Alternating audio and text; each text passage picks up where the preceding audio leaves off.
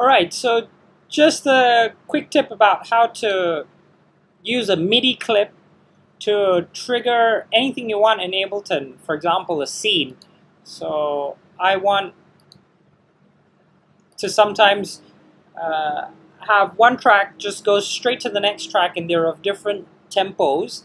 But I don't want to use my MIDI controller to have to press a button. I want it to just automatically go to the next scene, even though it's a different tempo.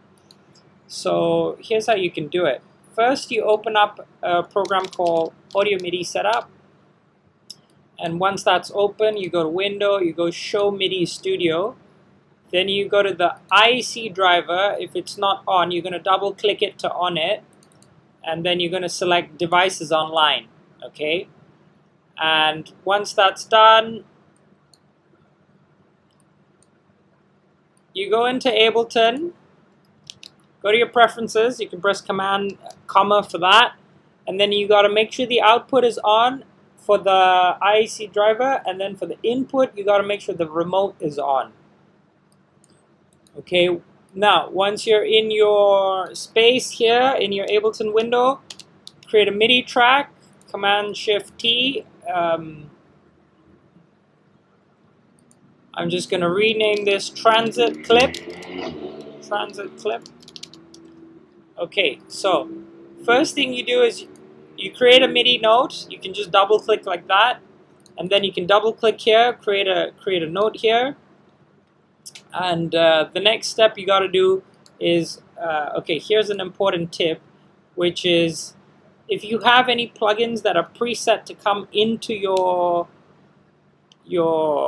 MIDI track, you've got to delete them, okay, because we need to see this section that it says MIDI 2, right? Before the deletion, it says Audio 2, but once I delete it, we need to get it to MIDI 2. Now, for MIDI 2, you got to go to IAC driver bus 1.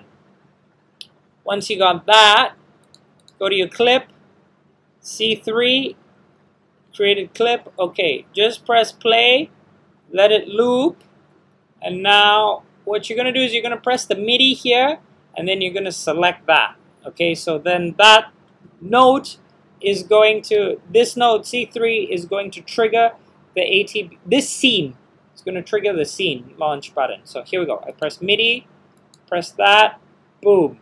C3 is launching that on this track. Let go of the MIDI. Okay, so let me show you how to make it work. So press Command E to remove the stop button. And I've made the Command E here. So here I've got 2 bars or 2 measures before the track finishes. Right? Actually, it would be much longer. Get it back there, but just for simplicity of this video, I've come to the end. So I've got 2 bars here, and I need the clip to trigger before. So I've got to increase the loop length to 2 bars, okay?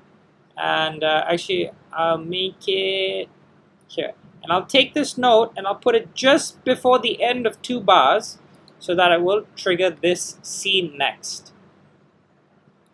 So let's get rid of that. Sends and return channel. Okay, and just put these 2 next to each other. And so let's try here. So once this plays the clip, it's going to trigger the scene. Then I have the next one performing. Okay.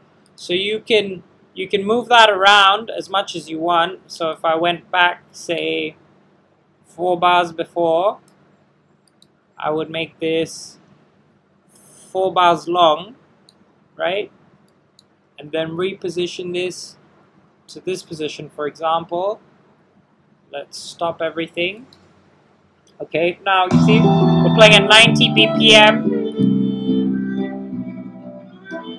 Then once we get here, this clip is going to trigger, and then that's going to trigger the scene, and this is now switched to 80 BPM.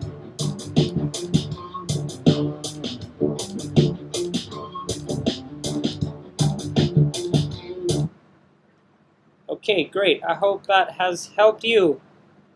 Good luck.